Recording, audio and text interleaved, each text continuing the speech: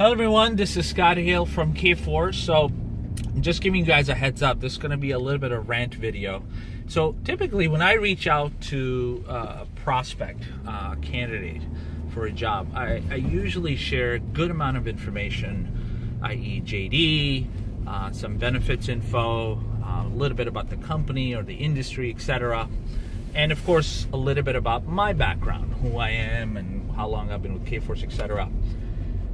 And in return, what I ask for is your resume and your salary requirements, and maybe one or two questions around if you have the actual skill set or not from the must-have items. And if you're not sharing your resume, if you're interested in the job or if you want to learn more about the job, at the minimum, it's okay to share your resume, because I have no clue who John Doe is or Sally Johnson unless I have their resume.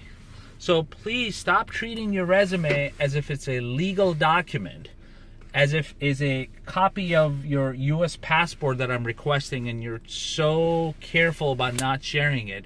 It just takes a lot of time, a lot of back and forth. I'm not going to answer all your questions, and I'm not going to get on the phone with everyone. And as much as I want to help, in the interest of saving time, it's just not possible for both parties. Because once I see the resume, then I can relate to the job that I have. Then I have some reference point to discuss over the phone if we do have set up a call.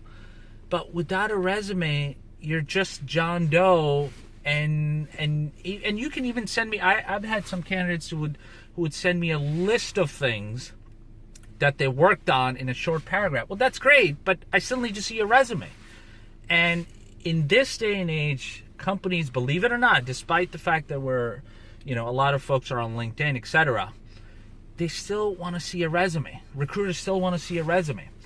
Well, Scott, I don't have resume. I don't have an updated resume, and I don't want to just send it to everybody, blah, blah, blah, blah, blah. Yes, but if you don't have a resume, then at the minimum, make sure your LinkedIn profile is up to date.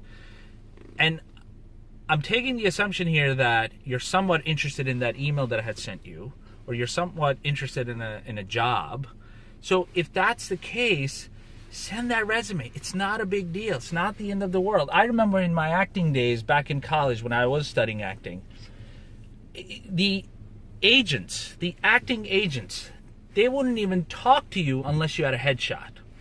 And you could be standing in front of them, physically having a conversation. They're like, okay, Scott, where's your headshot? Well, if you don't have a headshot, they wouldn't even have any conversations with you. Now, thankfully, our industry is not as superficial as acting, so that's good. But in all seriousness, it's okay to share your resume. Now, I'm not advocating you share your resume with every recruiter who reaches out to you. Of course not. But at the minimum, go on LinkedIn, see if the recruiter exists, what's his background. And most of you guys have enough intellect to know that, you know what, this gentleman or gal looks somewhat reasonable. It's okay. Let me just share my resume and see how they want to proceed. So there's my little rant. Hope everyone's having a good weekend. Take care.